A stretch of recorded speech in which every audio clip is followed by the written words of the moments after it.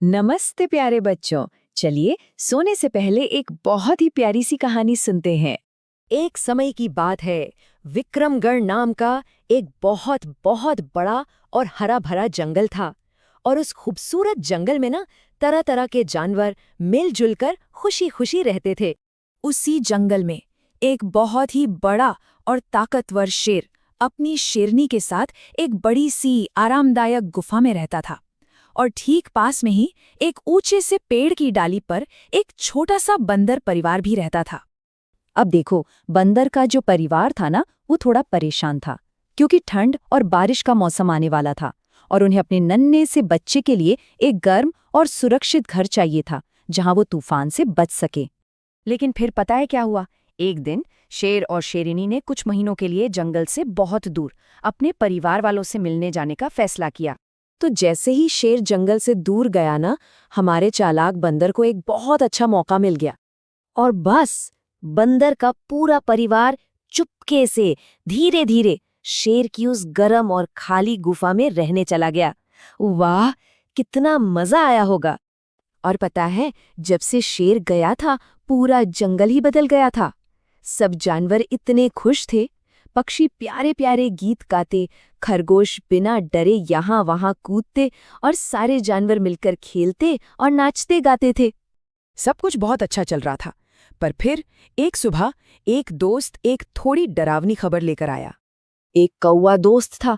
वो उड़ता उड़ता आया और पूरे जंगल में चिल्लाने लगा, काऊ काऊ, सावधान सब बचो, शेर वापस आ रहा है।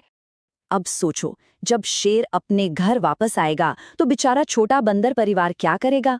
बंदर की पत्नी तो ये सुनकर बहुत डर गई, लेकिन चालाक बंदर ने उसके कान में फुसफुसाकर अपनी योजना बताई। और देखो, वो पल आ ही गया। शेर अपनी गुफा के पास पहुंचा और उसने जोर से दहाड़ लगाई। लेकिन जैसे ही शेर अंदर कदम रखने वाला था, गुफा के अंदर से बंदरिया की आवाज आई। अरे वाह, जल्दी से उस शेर का मांस इधर लेकर आओ, मेरा बच्चा तो शेर खाने के लिए बहुत भूखा हो रहा है। शेर ने जैसे ही ये सुना, उसके तो होश ही उड़ गए। वो इतना डर गया कि पूछो मत। उसे लगा कि कोई उससे भी खतरनाक जानवर गुफा में आ गया है और वो धूम दबाकर वहां से भाग गया। लेकिन रास्ते में उसे मिली एक चालाक लोमड़ी। शेर ने उसे सारी कहानी बताई, पर लोमड़ी को यकीन ही नहीं हुआ। उसने कहा, अरे ये तो कोई चाल है, चलो वापस चलते हैं।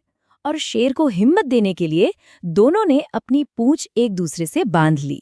जब बंदरिया ने शेर और लोमड़ी को साथ में आते देखा तो वो और जोर से चिल्लाई, ये नादान लोमड़ी, मैंने तो इससे कहा था कि रात के खाने के लिए एक बंधा हुआ शेर लेकर आना, और देखो ये आखिर में ले ही आई।